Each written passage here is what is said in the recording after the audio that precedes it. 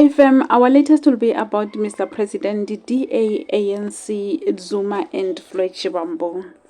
Mr. President fired the DA Deputy Minister in the Trade and Industry. DA then gave Ramaphosa a 48-hour ultimatum to reinstate their person. They also said he must fire ANC corrupt ministers. They were also threatening to leave the government of national unity.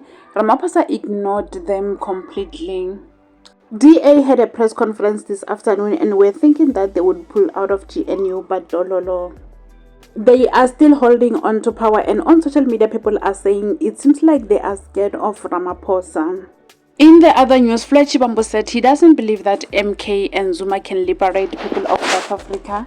He said it is because it is more of a family affair than liberation movement.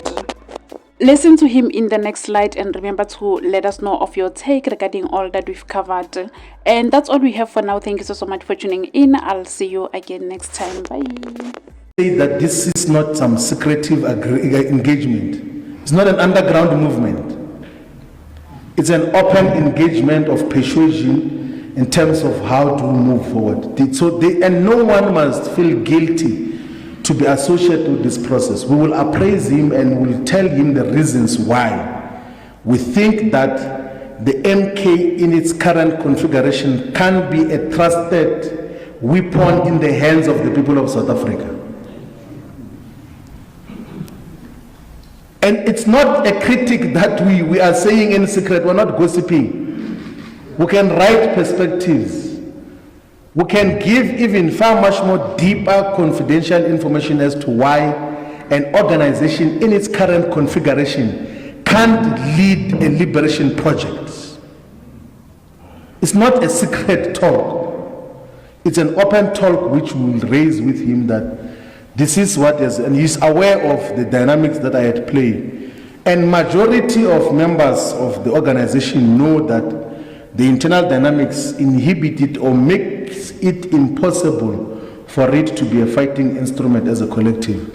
There can't be a movement that will fight for people's liberation if it is not defined by a deep sense of internal discipline and stability. There can't be a movement that can fight for true freedom if it's not transparent and accountable.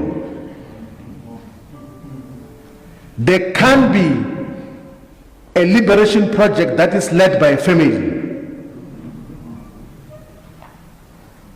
There can be a democratic liberation project that is not a unitary formation with democratic centralism. Never. How are you going to process that? How are you going to provide collective guidance? Because you will leave a meeting and think that we have agreed on a perspective of how we move forward. And then the family sit over dinner and say, no, those decisions that they've taken are nonsense. And that time, we are busy communicating to structures that, no, next week we are going to start a new campaign on how we are going to respond to crime. Then they say, no, leave these things of crime. It's not priority. Let's focus on Morocco. So that, you can't have an instrument like that as a fighting instrument. And that is honest, it's critique that we will give openly. It's not, if there's one thing which we not afraid of is to talk.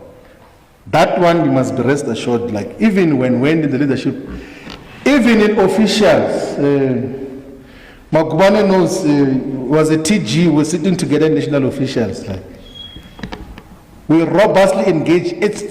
Sometimes it will become difficult because you will find some of our colleagues, because maybe of age, they made serious mistakes, and you must come in as Secretary General to now enforce discipline. But how do you, when you say you must go and communicate a decision, and then you come back to us and say, no, that decision that you said I must go and communicate, now I'm representing those people you sent me to.